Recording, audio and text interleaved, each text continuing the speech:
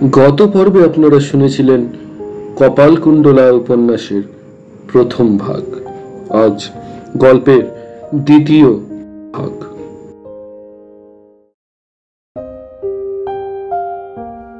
যখন নবকুমার কপালকুণ্ডলাকে লইয়া চটি হইতে যাত্রা করেন, তখন মতিবিবি পথান্তরে বর্ধমানাভিমুখে যাত্রা করিলেন। যতক্ষণ মতিবিবি পথবাহন করেন, ততক্ষণ আমরা তাহার পূর্ব বৃত্তান্ত কিছু বলি। মতির চরিত্র মহাদোষ কলুষিত, মহৎ গুণেও শোভিত। এরূপ চরিত্রের বিস্তারিত বৃত্তান্তে শ্রোতাগণ অসন্তুষ্ট হবেন না। যখন ইহার পিতা মোহাম্মদীয় ধর্মাবলম্বন করিলেন, তখন ইহার হিন্দু নামও পরিবর্তিত হইয়া লুৎফুন্নিসা নাম হইল। মতিবিবি কোনো কালেও ইহার নাম নহে, তবে কখনো কখনো ছদ্মবেশে ভ্রমণকালে ওই নাম গ্রহণ করিতেন। ইহার পিতা ঢাকায় আসিয়া রাজকার্যে নিযুক্ত হইলেন, কিন্তু তথায় অনেক নিজ দেশীয় লোকের সমাগম। দেশীয় সমাজে সমাজচ্যুত হইয়া সকলের থাকিতে ভালো লাগে না।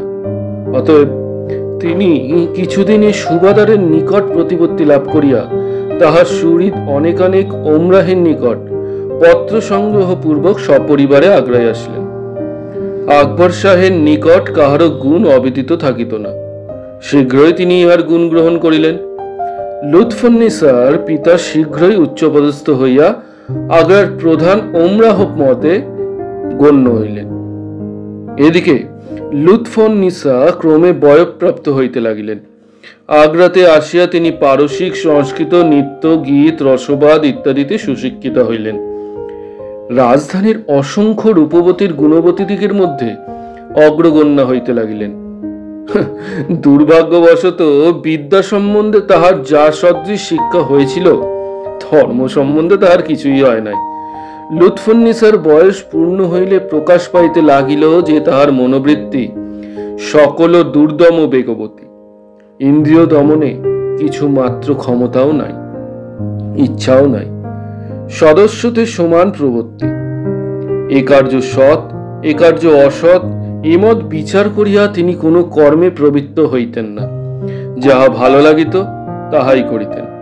যখন সৎকর্মে অন্তঃকরণ সুখী হইত তখন সৎকর্ম করিতেন, যখন অসৎকর্মে অন্তঃকরণ সুখী হইত তখন অসৎকর্ম করিতেন। যৌবনকালের মনোবৃত্তি দুর্দম হইলে যে সকল দোষ জন্মে, তাহা লুৎফুন্নিসা সম্বন্ধে জন্মিল।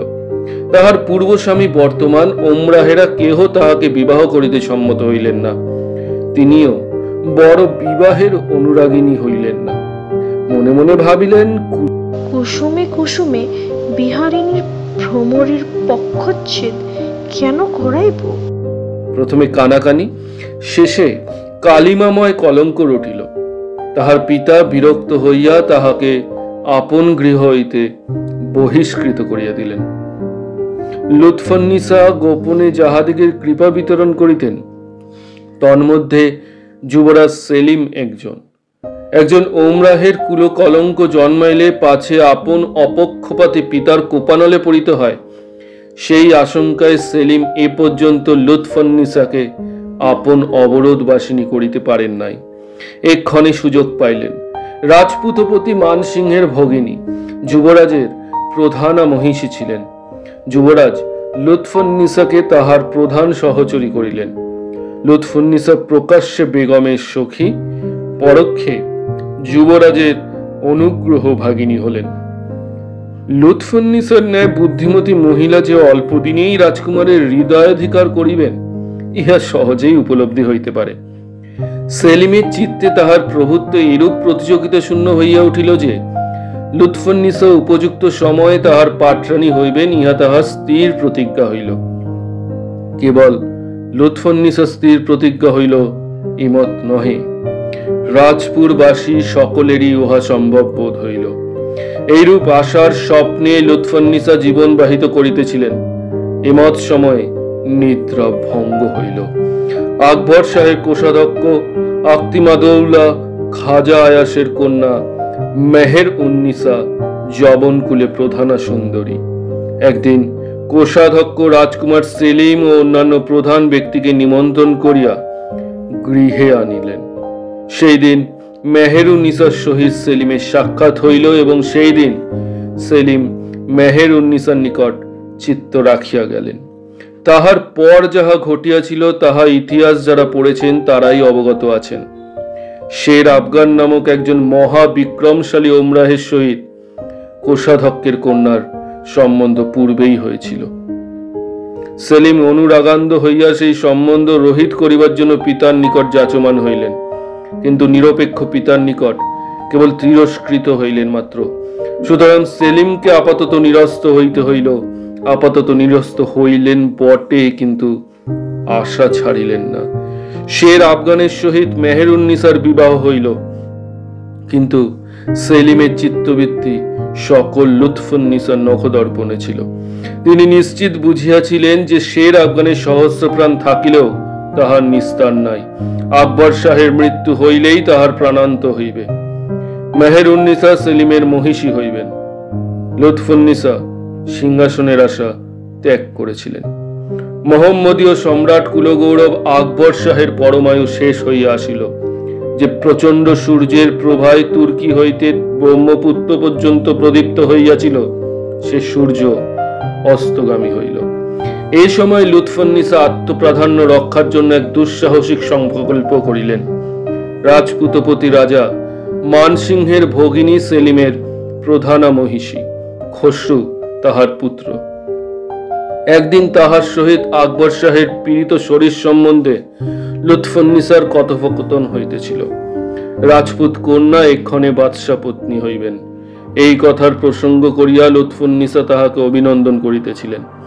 প্রত্যুত্তরে বাদশাহের মহিষী হইলে মনুষ্য জন্ম সার্থক বটে, কিন্তু যে বাদশাহ জননী সেই সর্বোপরি। উত্তর পাইবা মাত্র এক অপূর্ব চিন্তিত অভিসন্ধি লুৎফুন্নিসার হৃদয়ে উদয় হইল। তিনি প্রত্যুত্তর করিলেন, তাহাই হোক না কেন, সেও তো আপনার ইচ্ছাধীন। বেগম কহিলেন, সে কি? চতুরা উত্তর করিলেন, যুবরাজপুত্র খসরুকে সিংহাসনটা দান করুন। বেগম কোনো উত্তর করিলেন না। সেদিন এই প্রসঙ্গ পুনরুত্থাপিত হইল না, কিন্তু কেহই এ কথা ভুলিলেন না। স্বামীর পরিবর্তে পুত্র যে সিংহাসন আরোহণ করেন, ইহা বেগমের অনভিপ্রেত নহে।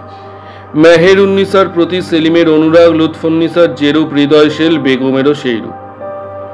মানসিংহের ভগিনী আধুনিক তুর্কমান কন্যার যে আজ্ঞানুবর্তিনী হইয়া থাকিবেন, তাহা ভালো লাগিবে কেন? লুৎফুন্নিসারও এ সংকল্পে উদ্যোগিনী হইবার গাঢ় তাৎপর্য ছিল। অন্যদিন পুনর্বার এ প্রসঙ্গ উত্থাপিত হইল।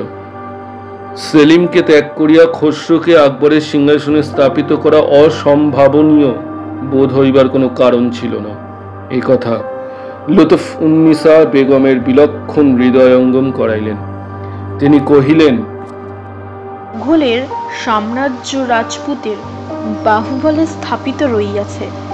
সেই রাজপুত জাতির চূড়া রাজা মানসিংহ, তিনি খসরুর মাতুল আর মুসলমান দিগের প্রধান খাজেন। তিনি প্রধান রাজমন্ত্রী, তিনি খসরুর শ্বশুর। ইহারা দুইজনে উদ্যোগী হইলে কে ইহাদিগের অনুবর্তী না হইবে? আর কাহার বললেই বা যুবরাজ সিংহাসন গ্রহণ করিবেন? রাজা মানসিংহকে এ কার্যে ব্রতী করার আপনার ভার।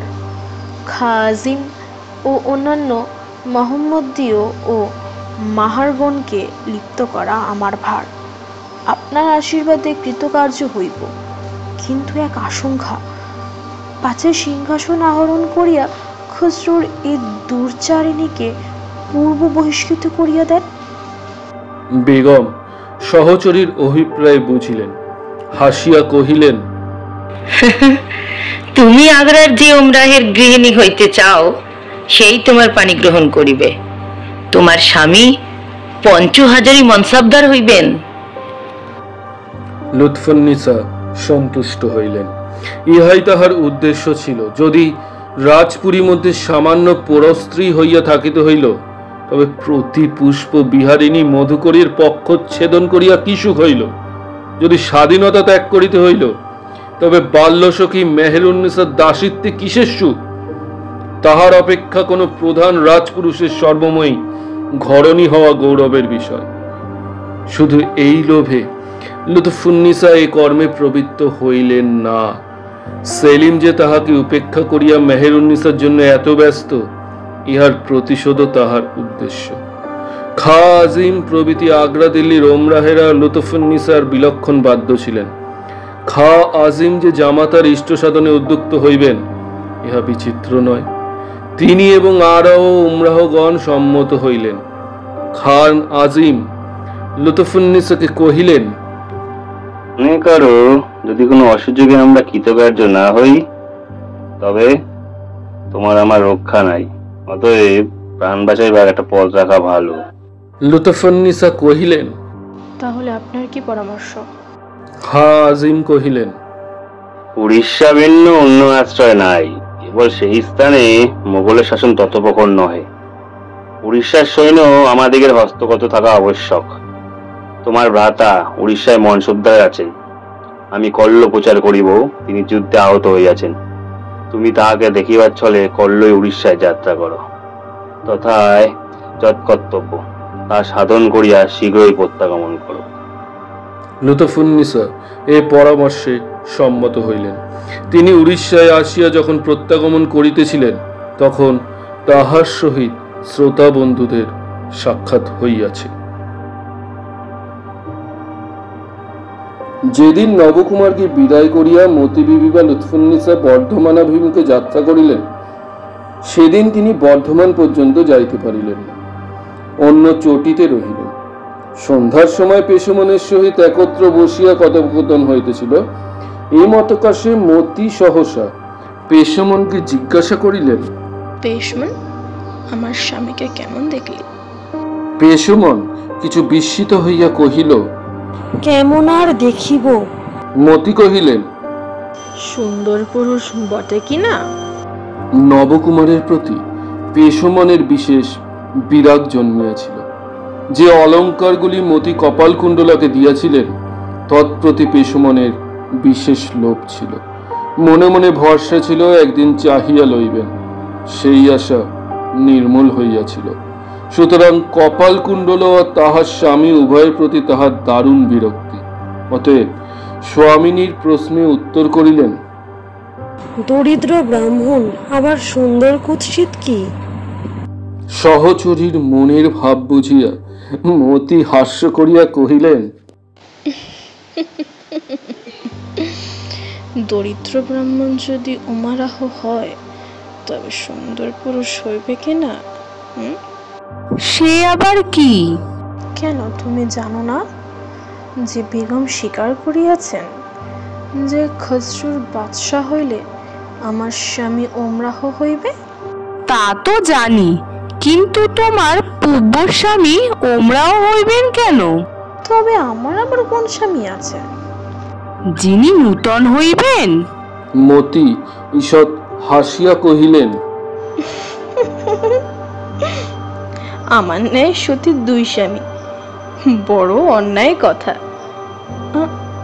ও কে যাইতেছে? যাহাকে দেখিয়া মতি কহিলেন, ও কে যাইতেছে, পেশমন তাহাকে চিনিল। সে আগ্রা নিবাসী খাঁ আজিমের আশ্রিত ব্যক্তি। উভয়ে ব্যস্ত হইলেন। পেশমন তাহাকে ডাকিলেন।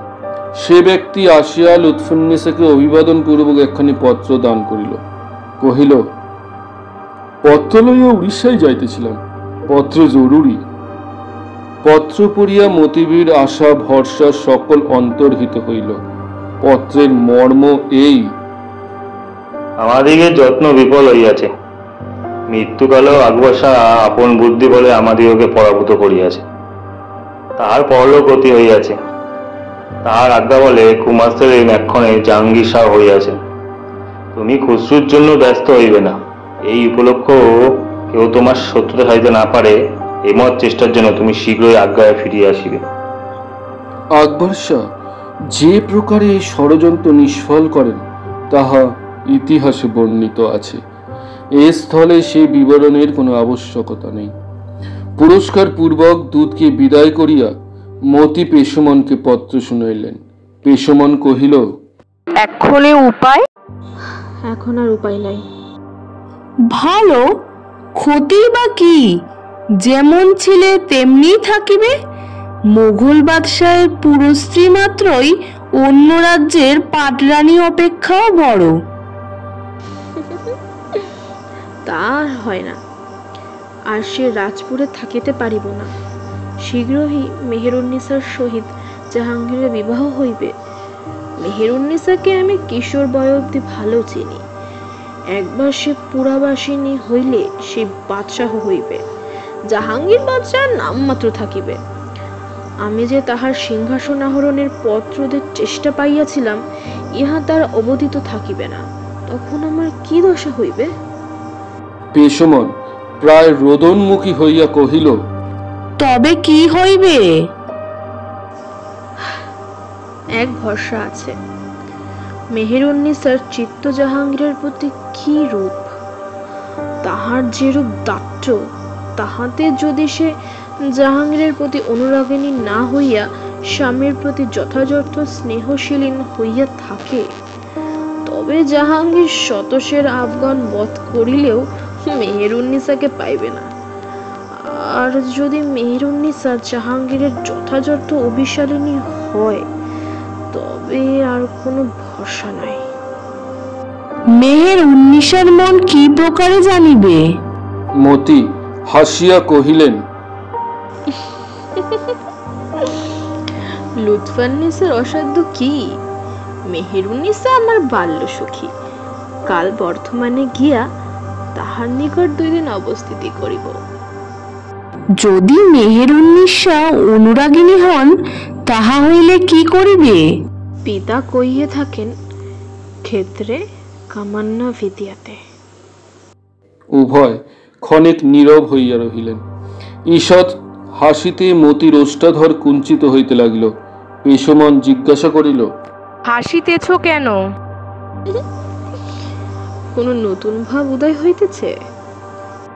কি নতুন ভাব?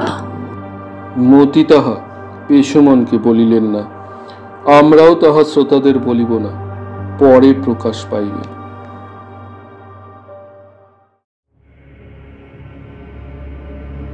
এই সময় শের আফগান বঙ্গদেশের সুয়াদারের অধীনে বর্ধমানের কর্মাধ্যক্ষ হইয়া অবস্থিতি করিতেছিলেন। মতিবিবি বর্ধমানে আসিয়া শের আফগানের আলয়ে উপনীত হইলেন। শের আফগান সপরিবারে তাহাকে অত্যন্ত সমাদরে তথায় অবস্থিতি করাইলেন। যখন শের আফগান এবং মেহেরুন্নিসা আগ্রায় অবস্থিতি করিতেন, তখন মতি তাহাদিগের নিকট বিশেষ পরিচিতা ছিল। মেহেরুন্নিসার সহিত তাহার বিশেষ প্রণয় ছিল। পরে উভয় দিল্লির সাম্রাজ্য লাভের জন্য প্রতিযোগিনী হইয়াছিলেন। এক্ষণে একত্র হওয়ায় মেহেরুন্নিসা মনে মনে ভাবিতেছেন, ভারতবর্ষের কৃতিত্ব কাহার অদৃষ্টে বিধাতা লিখিয়াছেন, বিধাতাই জানেন। আর সেলিম জানেন, আর কেহ জানে তো সে এই লুৎফুন্নিসা।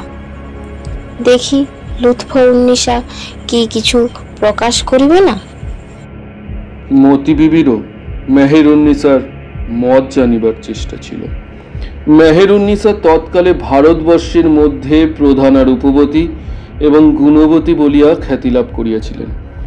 বস্তুত তাদৃশ রমণী ভূমণ্ডলে অতি অল্পই জন্মগ্রহণ করিয়াছে। সৌন্দর্যে ইতিহাস কীর্তিতা স্ত্রীলোকদিগের মধ্যে তাহার প্রাধান্য ঐতিহাসিক মাত্রেই স্বীকার করিয়া থাকে। কোন প্রকার বিদ্যায় তাৎকালিক পুরুষদিগের মধ্যে বড় অনেকে তাহার অপেক্ষা শ্রেষ্ঠ ছিলেন না। নৃত্যগীতে মেহেরুন্নিসা অদ্বিতীয়া। কবিতা রচনায় বা চিত্রলিখনেও তিনি সকলের মনোমুগ্ধ করিতেন। তাহার সরস কথা, তাহার সৌন্দর্য অপেক্ষাও মোহময়ী ছিল। মতিও এ সকল গুণেই হীনা ছিলেন না। অদ্য এই 2 চমৎকারিণী পরস্পরের মন জানিতে উৎসুক হইলেন। মেহেরুন্নিসা খাস কামরায় বসিয়া তসবির লিখিতেছিলেন।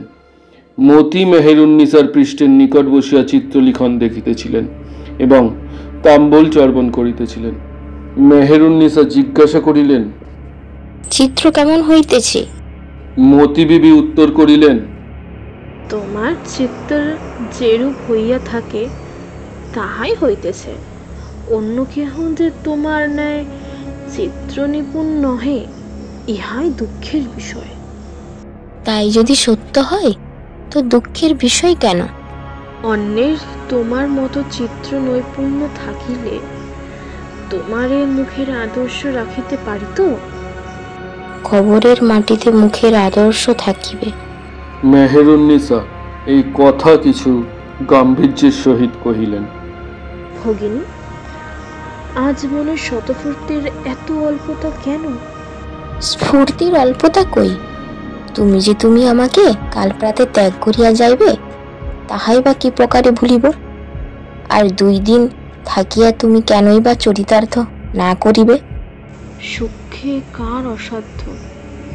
সাধ্য হইলে আমি কেন যাইব? কিন্তু আমি পরের অধীন, কি প্রকারে থাকিব? আমার প্রতি তোমার তো ভালোবাসা আর নাই।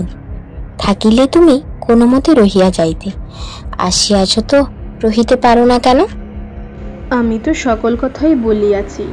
আমার সহধর মোগল সৈন্য মজবদ্দার, তিনি উড়িষ্যার পাটদিগের সহিত যুদ্ধে আহত হইয়া সংকটাপন্ন হইয়াছিলেন। আমি তাহার বিপদ সংবাদ পাইয়াই বেগমের অনুমতি লইয়া তাহাকে দেখিতে আসিয়াছিলাম।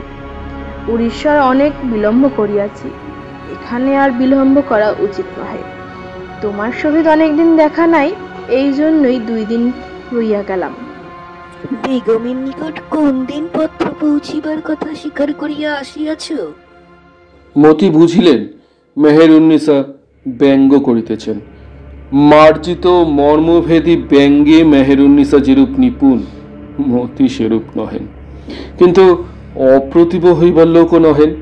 তিনি উত্তর করিলেন, দিন নিশ্চিত করিয়া 3 মাসের পথ যাতায়াত করা কি সম্ভব? কিন্তু অনেক বিলম্ব করিয়াছি, আর বিলম্বে অসন্তোষের কারণ জন্মিতে পারে। মেহেরুন্নিসা নিজ ভুবন মোহিনী হাসি হাসিয়া কহিলেন, কাহার অসন্তোষের আশঙ্কা করিতেছ? যুবরাজের না তার মহিষীর? মতি কিঞ্চিত অপ্রতিভ হইয়া কহিলেন, এই লজ্জাহীনাকে কে লজ্জা দিতে চাও? উভয়েরই অসন্তোষ হইতে পারে। কিন্তু জিজ্ঞাসা করি, তুমি স্বয়ং বেগম নাম ধারণ করিতেছ না কেন? শুনিয়াছিলাম কুমার সেলিম তোমাকে বিবাহ করিয়া খাস বেগম করিবেন, তাহার কত দূর? আমি তো সহজেই পরাধীনা। যে কিছু স্বাধীনতা আছে তা কেন নষ্ট করিব? বেগমের সহচরিণী বলিয়া অনায়াসে উড়িষ্যায় আসিতে পারিলাম। সেলিমের বেগম হইলে কি উড়িষ্যায় আসিতে পারতাম? যে দিল্লীশ্বরের প্রধানা মহিষী হইবে, তাহার উড়িষ্যার আসিবার কি প্রয়োজন? সেলিমের প্রধান মহিষী হব এমন স্পর্ধা আমি করি না। এ হিন্দুস্থান দেশে কেবল মেহেরুন্নিসাই দিল্লীশ্বরের প্রাণেশ্বরী হবার উপযুক্ত। মেহেরুন্নিসা মুখ নত করিলেন, ক্ষণেক নিরুত্তর থাকিয়া কহিলেন, আমি এমত মনে করি না যে তুমি আমাকে পীড়া দিবার জন্য এ কথা বলিলে, কি আমার মন জানিবার জন্য বলিলে। কিন্তু তোমার নিকট আমার এই ভিক্ষা, আমি যে শের আফগানের বনিতা, আমি যে কায় মনোবাক্যে শের আফগানের দাসী, তাহা তুমি বিস্মিত হইয়া কথা কহিও না। লজ্জাহীনা মতি এ তিরস্কারে অপ্রতিভ হইলেন না, বরং আরো সুযোগ পাইলেন। কহিলেন, তুমি যে প্রতিজ্ঞত প্রাণা তা আমি বিলক্ষণ জানি। সেই জন্যেই ছলক্রমে একথা তোমার সম্মুখে পড়িতে সাহস করিয়াছি। সেলিম যে এ পর্যন্ত তোমার সৌন্দর্য মোহ ভুলিতে পারে নাই, এই কথা বলা আমার উদ্দেশ্য। সাবধান থাকিও। বুঝিলাম, কিন্তু কিসের আশঙ্কা? মতি কিঞ্চিত ইতস্তত করিয়া কহিলেন, বৈধব্যর আশঙ্কা। এই কথা বলিয়া মতি মেহেরুন্নিসার মুখপানে তীক্ষ্ণ দৃষ্টি করিয়া রহিলেন, কিন্তু ভয় বা আহ্লাদের কোনো চিহ্ন তথায় দেখিতে পাইলেন না। মেহেরুন্নিসা সদর্পে কহিলেন, শের আফগান আত্মরক্ষায় অক্ষম নহে? বিশেষ আকবর বাদশাহের রাজমধ্যে তাহার পুত্র বিনাদোষে পরপ্রাণ নষ্ট করিয়া নিস্তার পাইবেন না। সত্য কথা, কিন্তু সম্প্রতিকার আগ্রার সংবাদ এই যে আকবর শাহ গত হইয়াছেন, সেলিম সিংহাসনারূঢ় হইয়াছে। দিল্লীশ্বরকে কে দমন করিবে? মেহেরুন্নিসা আর কিছু শুনিলেন না। তাহার সর্বাঙ্গ শিহরিয়া কাঁপিতে লাগিল। আবার মুখ নত করিলেন, লোচন যুগলে অশ্রুধারা বহিতে লাগিল। মতি জিজ্ঞাসা করিলেন, কাঁদো কেন? মেহেরুন্নিসা নিঃশ্বাস ত্যাগ করিয়া কহিলেন, সেলিম ভারতবর্ষের সিংহাসনে, আমি কোথায়? মতির মনস্কাম সিদ্ধ হইল। তিনি কহিলেন, তুমি আজও যুবরাজকে বিস্মিত হইতে পারো নাই? মেহেরুন্নিসা গদগদ স্বরে কহিলেন, আত্মজীবন বিস্মিত হইব, তথাপি যুবরাজকে বিস্মিত হইতে পারিব না। কিন্তু শুনো ভগিনী, অকস্মাৎ মনের কবাট খুলিল, তুমি একথা শুনিলে, কিন্তু আমার শপথ, একথা যেন কর্ণান্তরেও না যায়। ভালো, তাহাই হইবে। কিন্তু যখন সেলিম শুনিবে যে আমি বর্ধমানে আসিয়াছিলাম, তখন তিনি অবশ্যই জিজ্ঞাসা করিবেন যে মেহেরুন্নিসা আমার কথা কি বলিল। তখন আমি কি উত্তর করিব? এই কহিও যে মেহেরুন্নিসা হৃদয় মধ্যে তাহার ধ্যান করিবে, প্রয়োজন হইলে তাহার জন্য আত্মপ্রাণ পর্যন্ত সমর্পণ করিবে, কিন্তু কখনো আপন কুলমান সমর্পণ করিবে না। কাশীর স্বামী জীবিত থাকিতে সে কখনো দিল্লীশ্বরকে মুখ দেখাইবে না। আর যদি দিল্লীশ্বর কৃতিত্ব তাহার স্বামীর প্রাণান্ত হয়, তবে স্বামী হন্তার সহিত ইহজন্মে তাহার মিলন হইবেক না।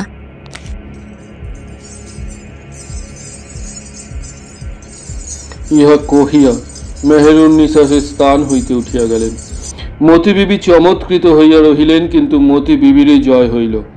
মেহেরুন্নিসার চিত্তের ভাব মতি বিবি জানিলেন। মতি বিবির আশা ভরসা মেহেরুন্নিসা কিছুই জানিতে পারিলেন না, যিনি পরে আত্মবুদ্ধি প্রবাহে দিল্লীশ্বরেরও ঈশ্বরী হইয়াছিলেন, তিনিও মতির নিকট পরাজিতা হইলেন।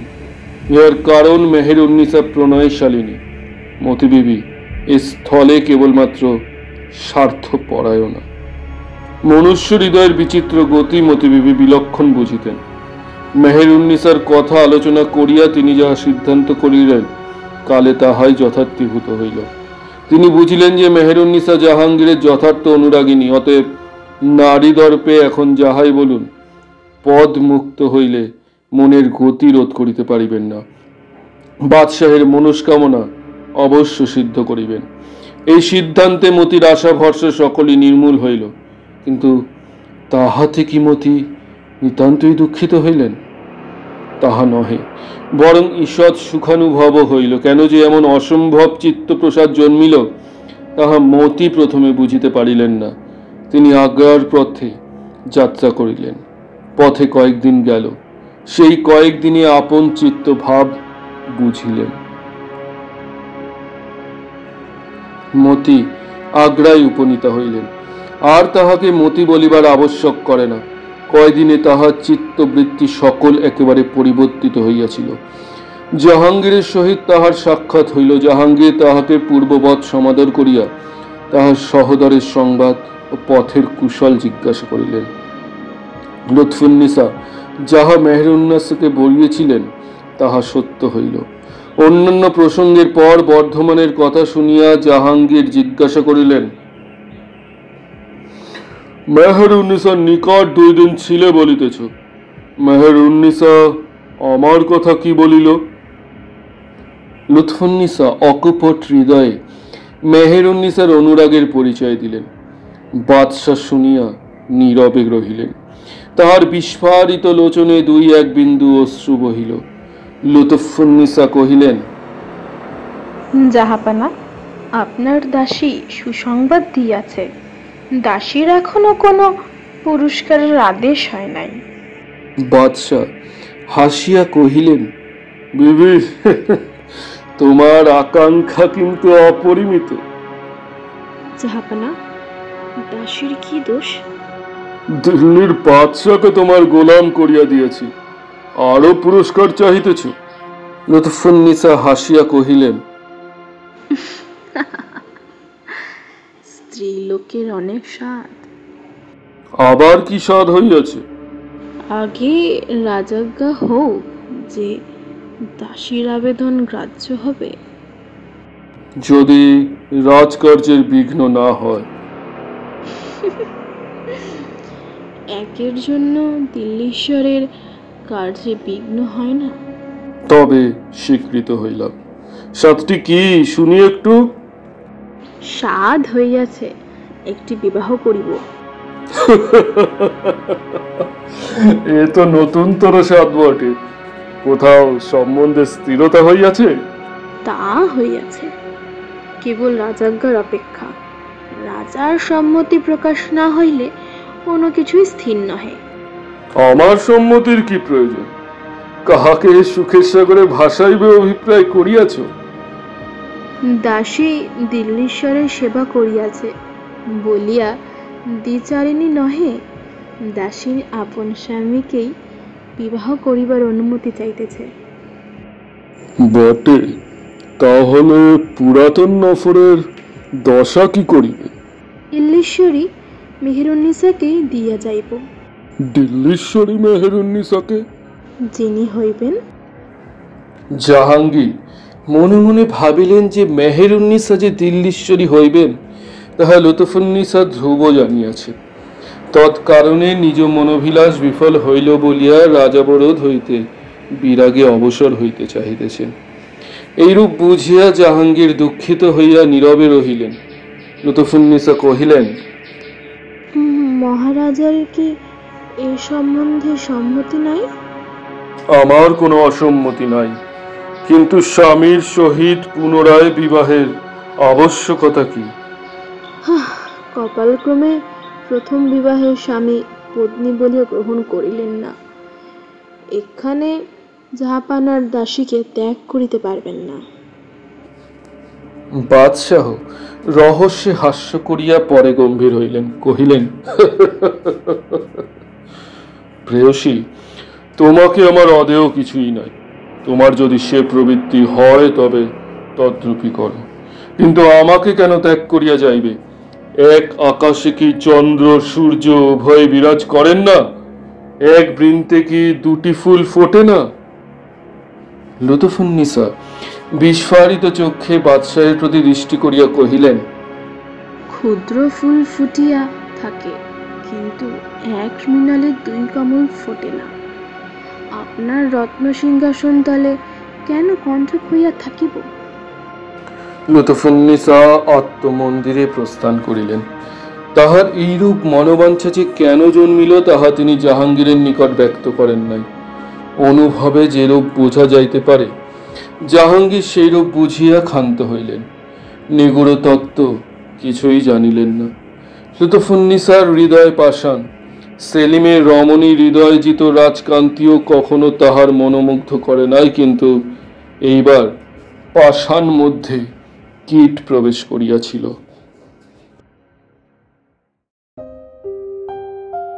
লুৎফুন্নিসা আলয়ে আসিয়া প্রফুল্ল বদনে পেশমনকে ডাকিয়া বেশভূষা পরিত্যাগ করিলেন।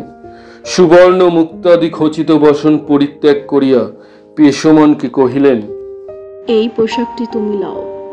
শুনে পেশমন কিছু বিস্ময়াপন্ন হইলেন।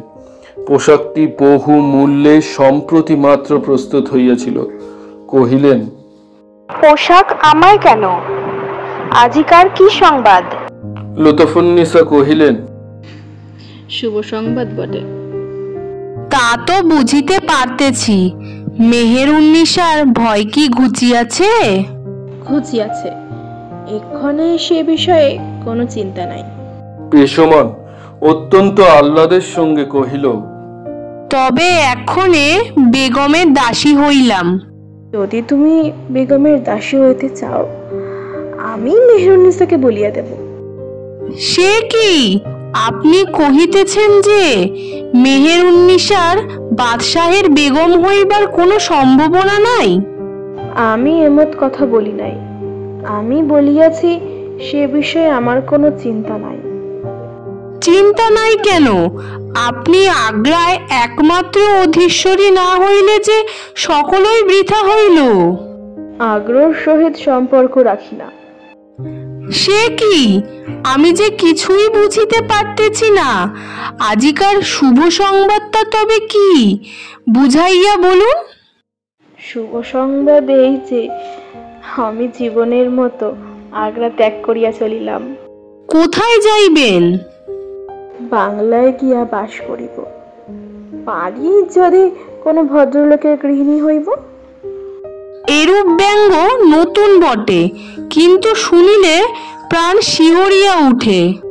ব্যঙ্গ করিতেছি না, আমি সত্যই আগ্রা ত্যাগ করিয়া চলিলাম। বাদশাহের নিকট বিদায় লইয়া আসি। এমন কুপ্রবৃত্তি আপনার জন্মিল? কুপ্রবৃত্তি নহে, অনেকদিন আগ্রা বেড়াইলাম, কি ফল লাভ হইল? সুখীর তৃষ্ণা বাল্য অবধি বড়ই প্রবল ছিল। সেই তৃষার পরিতৃপ্তি বঙ্গদেশ ছাড়িয়া এই পর্যন্ত আসিলাম। এই রত্ন কিনিবার জন্য কি ধন না দিলাম, কোন দুষ্কর্ম না করিয়াছি। আর যে উদ্দেশ্যে এতদূর পড়িলাম, তাহার কোনোটাই বা হস্তগত হয় নাই। ঐশ্বর্য, সম্পদ, ধন, গৌরব, প্রতিষ্ঠা সকলই তো প্রচুর পরিমাণে ভোগ করিলাম। এত করিয়া কি হইল? আজ এখানে বসিয়া সকল দিন মনে মনে গনিয়া দিতে পারি যে একদিনের তোরেও সুখী হই নাই। এক মুহূর্তের জন্য কখনো সুখ ভোগ করি নাই, কখনো পরিতৃপ্তি হয় নাই, কেবল তৃষা বাড়ে মাত্র। চেষ্টা করিলে আরো সম্পদ, আরো ঐশ্বর্য লাভ করতে পারি, কিন্তু কি জন্য? এই সকলে যদি সুখ থাকিত, তবে এতদিনে একদিনেরও তোরেও সুখী হইতাম। এই সুখাকাঙ্ক্ষা পার্বতী নির্ঝরীর ন্যায় প্রথমে নির্মল ক্ষীণ ধারা বিজন প্রদেশ হইতে বাহির হয়। আপন গর্বে আপনি লুকাইয়া রহে, কেহ জানে না। আপনি আপনি কলকল করে, কেহ শোনে না। ক্রমে যত যা তত দেহ বাড়ে, তত পঙ্কিল হয়। শুধু তাহাই নয়, কখনো আবার বায়ু বয়, তরঙ্গ হয়, মকর কুম্ভরাদি বাস করে। আরো শরীর বাড়ে, জল আরো কর্দময় হয়, লবণময় হয়, অগণ্য সৈকত স্বরূপ। মরুভূমি নদীর হৃদয়ে বিরাজ করে, বেগ মন্দীভূত হইয়া যায়। তখন সেই সকর্দম্য নদীর শরীর অন্তঃসাগরে কোথায় লুকায়, কে বলিবে? আমি ইহার তো কিছুই বুঝিতে পারিলাম না। এসবে তোমার সুখ হয় না কেন? কেন হয় না তা এতদিনে বুঝিয়াছি। 3 বৎসর রাজপ্রাসাদের ছায়ায় বসিয়া যে সুখ না হইয়াছে, উড়িষ্যা হইতে প্রত্যাগমনের পথে এক রাত্রে সে সুখ হইয়াছে, ইহাতেই বুঝিয়াছি। কি বুঝিয়াছ? আমি এতকাল হিন্দু দিগের দেবী মূর্তির মতো ছিলাম, বাহিরে সুবর্ণ রত্নাদিতে খর্চিত, ভেতরে পাষাণ। ইন্দ্রয় সূক্ষ্মাধ্যানে আগুনের মধ্যে বেড়াইয়াছি, কখনো আগুন স্পর্শ করি নাই। এখন একবার দেখি, যদি পাষাণের মধ্যে খুঁজিয়া একটা রক্তশিরা বিশিষ্ট অন্তঃকরণ পাই। কিছু বুঝিতে পারিলাম না। আমি এই আগ্রায় কখনো কাহাকে ভালোবাসিয়াছি? কাহাকেও না। তবে পাষাণী নয় তো কি? তা এখন যদি ভালোবাসিতে ইচ্ছা হয়, তবে ভালোবাসো না কেন? মানুষ তো বটে, সেই জন্যই আগ্রা ত্যাগ করিয়া যাইতেছি। তারই বা প্রয়োজন কি? আগ্রায় কি মানুষ নাই যে চুয়ারের দেশে যাইবে? এখন যিনি তোমাকে ভালোবাসেন তাহাকে কেন ভালোবাসো না? রূপে বলো, ধনে বলো, ঐশ্বর্যে বলো, দিল্লির বাদশাহের বড় পৃথিবীতে কে আছে? আকাশে চন্দ্র সূর্য থাকিতে জল অর্ধগামী কেন? লুৎফুন্নিসা সকল কথা খুলিয়া বলিলেন না। পাষাণ মধ্যে অগ্নি প্রবেশ করিয়াছিল, পাষাণ দ্রব হইতেছিল। ক্ষেত্রে বীজ রোপিত হইলে আপনি অঙ্কুর হয়। যখন অঙ্কুর হয় তখন কেহ জানিতে পারে না, কেহ দেখিতে পায় না। কিন্তু একবার বীজ রোপিত হইলে রোপণকারী যথাই থাকুক না কেন, ক্রমে অঙ্কুর হইতে বৃক্ষ মস্তক উন্নীত করিতে থাকে। অর্ধ বৃক্ষটি অঙ্গুলি পরিমেয় মাত্র, কেহ দেখিয়াও দেখিতে পায় না। ক্রমে তিল তিল বৃদ্ধি, ক্রমে বৃক্ষটি অর্ধহস্ত, এক হস্ত, দুই হস্ত পরিমিত হইল। তথাপি যদি তাহাতে কাহারও স্বার্থসিদ্ধির সম্ভাবনা না রহিল, তবে কেহ দেখে না, দেখিয়াও দেখে না। দিন যায়, বৎসর যায়, ক্রমে তাহার উপর চক্ষু পড়ে, আর অমনোযোগের কথা নাই। ক্রমে বৃক্ষ বড় হয়, তাহার ছায়ায় অন্য বৃক্ষ নষ্ট করে। চাহি কি ক্ষেত্র অনন্য পাদপ হয়। লুৎফুন্নিসার প্রণয় এই রূপ বাড়িয়াছিল। প্রথম একদিন অকস্মাৎ প্রণয় ভাজনের সহিত সাক্ষাৎ হইল, তখনই প্রণয় সংসার বিশেষ জানিতে পারিলেন না, কিন্তু তখনই অঙ্কুর হইয়া রহিল। তাহার পর আর সাক্ষাৎ হইল না, কিন্তু অসাক্ষাতে পুনঃ পুনঃ সেই মুখমণ্ডল মনে পড়িতে লাগিল। স্মৃতিপটে সে মুখমণ্ডল চিত্রিত করা কতক সুখকর বলিয়া বোধ হইতে লাগিল। বীজে অঙ্কুর জন্মিল, মূর্তি প্রতি অনুরাগ জন্মিল। চিত্তের ধর্ম এই যে যে মানসিক কর্ম যত অধিকবার করা যায়, সে কর্মে তত অধিক প্রবৃত্তি হয়, সেই কর্ম ক্রমে স্বভাব সিদ্ধ হয়। লুৎফুন্নিসা সেই মূর্তি অহরহ মনে ভাবিতে লাগিলেন। দারুণ দর্শনাভিলাষ জন্মিল। সঙ্গে সঙ্গে তাহার সহজ স্পৃহা প্রবাহ দুর্নিবার্য হইয়া উঠিল। দিল্লির সিংহাসন লালসাও তাহার নিকট লঘু মনে হইতে লাগিল। সিংহাসন যেন মনমত সরস সম্ভূত অগ্নিরাশি বৃষ্টিত বোধ হইতে লাগিল। রাজ্য, রাজধানী, রাজ সিংহাসন সকল বিসর্জন দিয়া প্রিয়জন সন্দর্শনে ধাবিত হইলেন। সে প্রিয়জন নবকুমার। এই জন্যই লুৎফুন্নিসা মেহেরুন্নিসার আশানাশিনী কথা শুনিয়াও অসুখী হয় নাই। এই জন্যই আগ্রায় আসিয়া সম্পদ রক্ষায় কোনো যত্ন পাইলেন না। এই জন্যই জন্মের মতো বাদশাহের নিকট বিদায় লইলেন। লুৎফুন্নিসা সপ্তগ্রামে আসিলেন। রাজপথের অনতি দূরে নগরীর মধ্যে এক অট্টালিকায় আপন বাসস্থান করিলেন। রাজপথের পথিকেরা দেখিলেন অকস্মাৎ এই অট্টালিকা সুবর্ণ খচিত বসন ভূষিত দাসদাসীতে পরিপূর্ণ হইয়াছে। ঘরে ঘরে হর্মসজ্জা অতি মনোহর। গন্ধদ্রব্য, গন্ধবাড়ি, কুসুম দাম সর্বত্র আমোদ করিতেছে। স্বর্ণ, রৌপ, গজ দন্তাদি খচিত গৃহ শোভার্থ নানা দ্রব্য সকল স্থানেই আলো করিতেছে। এইরূপ সজ্জীভূত এক কক্ষে লুৎফুন্নিসা অধবসনে বসিয়া আছেন। পৃথক আসনে নবকুমার বসিয়া আছেন। সপ্তগ্রামে নবকুমারের সহিত লুৎফুন্নিসার আর দুই একবার সাক্ষাৎ হইয়াছিল। তাহাতে লুৎফুন্নিসার মনোরথ কতদূর সিদ্ধ হইয়াছিল তাহা অধ্যকার কথায় প্রকাশ হইবে।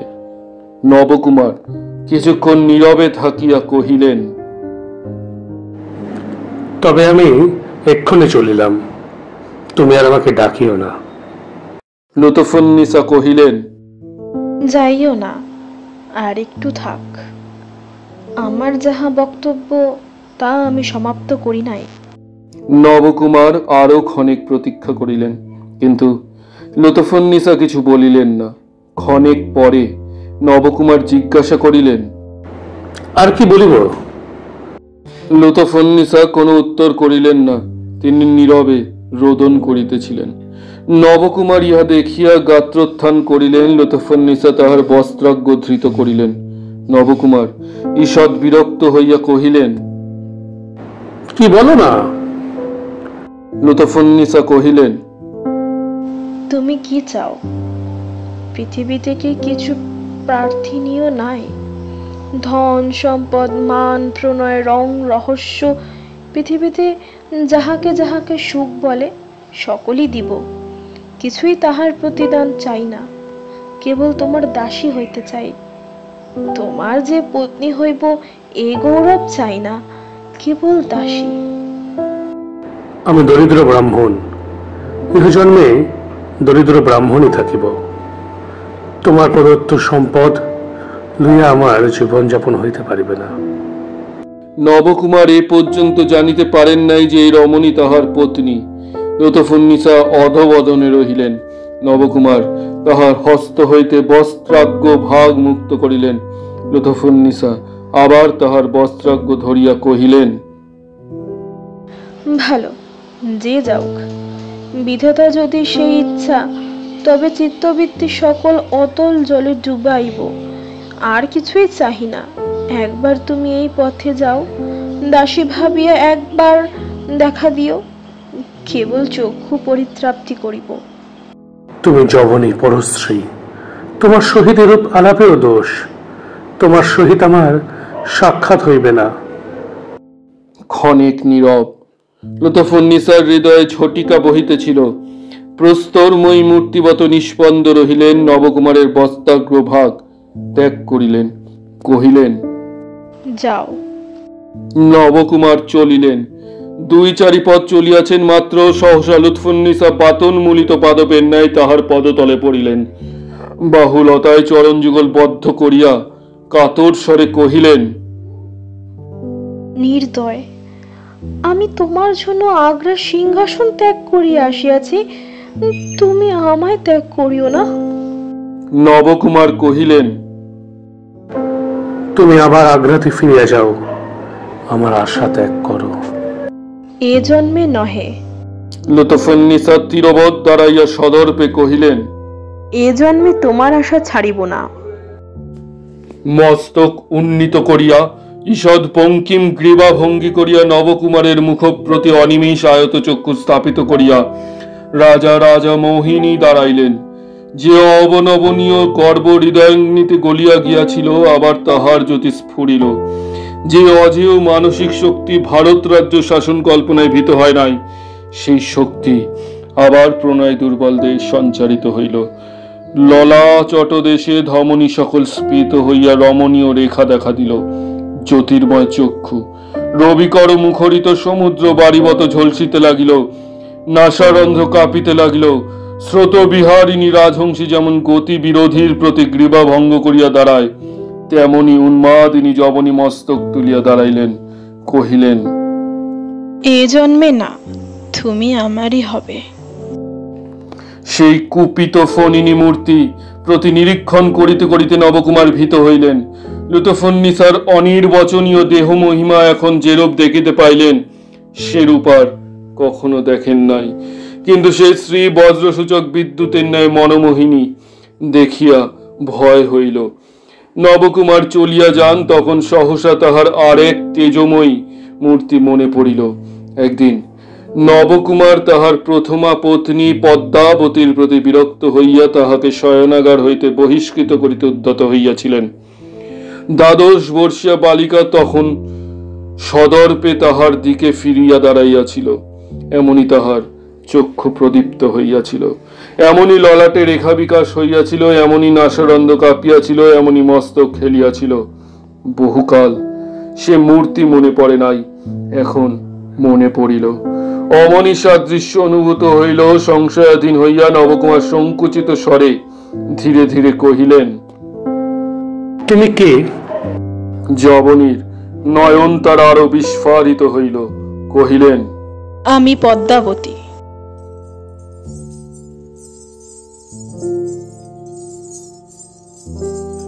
উত্তরের প্রতীক্ষা না করিয়া লুৎফুন্নিসা স্থানান্তরে চলিয়া গেলেন। নবকুমারও অন্য মনে কিছুটা শঙ্কান্বিত হইয়া আপন আলয়ে গেলেন। কক্ষান্তরে গিয়া লুৎফুন্নিসা দুয়ার রুদ্ধ করিলেন। 2 দিন পর্যন্ত সেই কক্ষ হইতে নির্গত হইলেন না। এই 2 দিনে তিনি নিজ কর্তব্য স্থির করিলেন। স্থির করিয়া দৃঢ় প্রতিজ্ঞ হইলেন। সূর্য অস্তাচলগামী তখন লুৎফুন্নিসা পেশমনের সাহায্যে বেশভূষা করিতেছিলেন। আশ্চর্য বেশভূষা, রমণী বেশের কিছু মাত্র চিহ্ন নাই। যে বেশভূষা করিলেন তাহা মুকুরে দেখিয়া পেশমনকে কহিলেন, কেমন পেশমান, আর আমাকে চেনা যায়? পেশমন কহিলেন, কার সাধ্য? তবে আমি চলিলাম, আমার সঙ্গে যেন কোনো দাসী না যায়। আপাতত কপালকুণ্ডলের সহিত স্বামীর চিরবিচ্ছেদ, পরে তিনি আমারই হইবেন। ভালো করে বিবেচনা করুন, সে নিবিড় বন, রাত্রি আগত, আপনি একাকিনী। লুৎফুন্নিসা এই কথার কোনো উত্তর না দিয়া গৃহ হইতে বহির্গত হইলেন। সপ্তগ্রামের যে জনহীন বনময় উপনগর প্রান্তে নবকুমারের বসতি, সেই দিকে চলিলেন। তৎপ্রদেশে উপনীত হইতে রাত্রি হইয়া আসিল। নবকুমারের বাটির অনতি দূরে এক নিবিড় বন আছে, শ্রোতাদের স্মরণ হইতে পারে। তাহারই প্রান্তভাগে উপনীত হইয়া এক বৃক্ষতলে উপবেশন করিলেন। কিছুকাল বসিয়া যে দুঃসাহসিক কার্যে প্রবৃত্ত হইয়াছিলেন তৎবিষয়ে চিন্তা করিতে লাগিলেন। ঘটনাক্রমে তাহার অনুভূত পূর্ব সহায় উপস্থিত হইল। লুৎফুন্নিসা যথায় বসিয়াছিলেন তথা হইতে এক অনবরত সমানুচ্চারিত মনুষ্য কণ্ঠ নির্গত শব্দ শুনিতে পাইলেন। উঠিয়া দাঁড়াইয়া চারিদিক চাহিয়া দেখিলেন যে বনমধ্যে একটি আলো দেখা যাইতেছে। লুৎফুন্নিসা সাহসে পুরুষের অধিক, যথায় আলো জ্বলিতেছে সেই স্থানে গেলেন। প্রথমে বিক্ষান্তরাল হইতে দেখিলেন ব্যাপার কি। দেখিলেন যে আলো জ্বলিতেছিল সে হোমের আলো। যে শব্দ পাইয়াছিলেন সে মন্ত্র পাঠের শব্দ। মন্ত্র মধ্যে একটি শব্দ শুনিতে শুনিতে বুঝিতে পারিলেন সে একটি নাম শুনিবা মাত্র লুৎফুন্নিসা মোমকারীর নিকট গিয়া বসিলেন। এক্ষণে তিনি তথায় বসিয়া থাকুন। শ্রোতা মহাশয় অনেকক্ষণ কপালকুণ্ডলার কোনো সংবাদ পান নাই, সুতরাং কপালকুণ্ডলার সংবাদ আবশ্যক হইয়াছে।